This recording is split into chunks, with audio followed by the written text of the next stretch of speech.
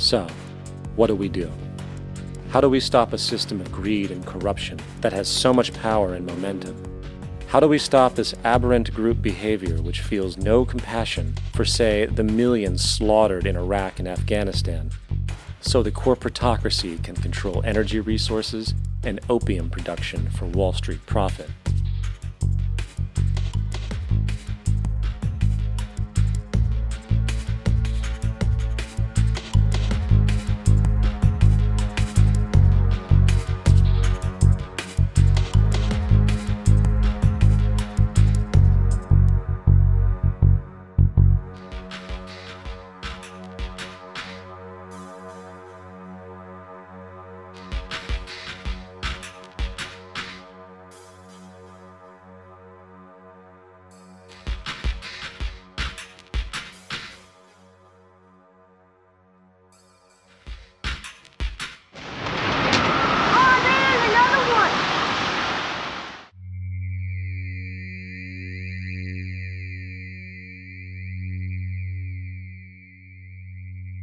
How do we stop a system of greed and corruption that condemns poor populations to sweatshop slavery for the benefit of Madison Avenue? Or that engineers false flag terror attacks for the sake of manipulation? Or that generates built-in modes of social operation which are inherently exploitative?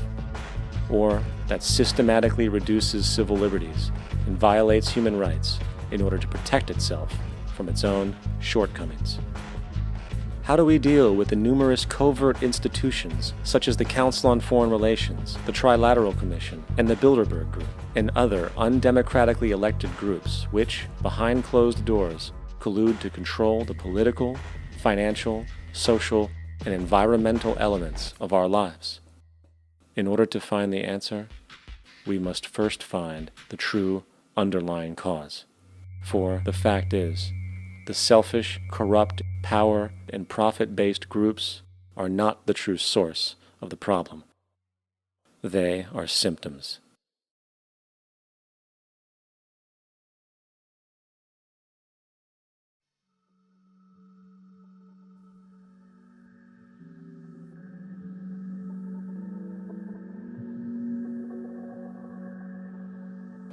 My name is Jock Fresco.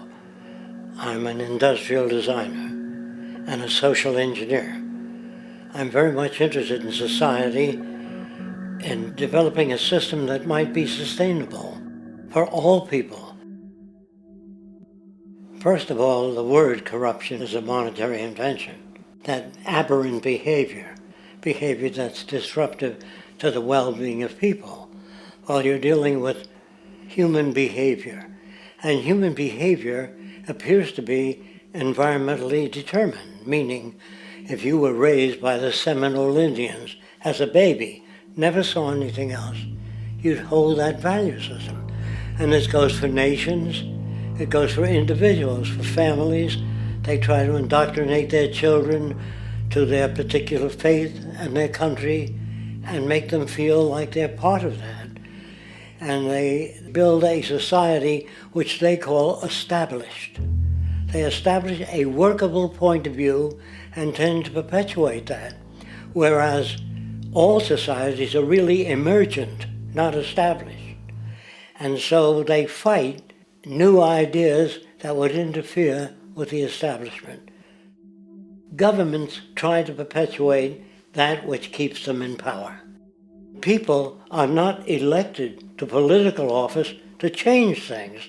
They're put there to keep things the way they are.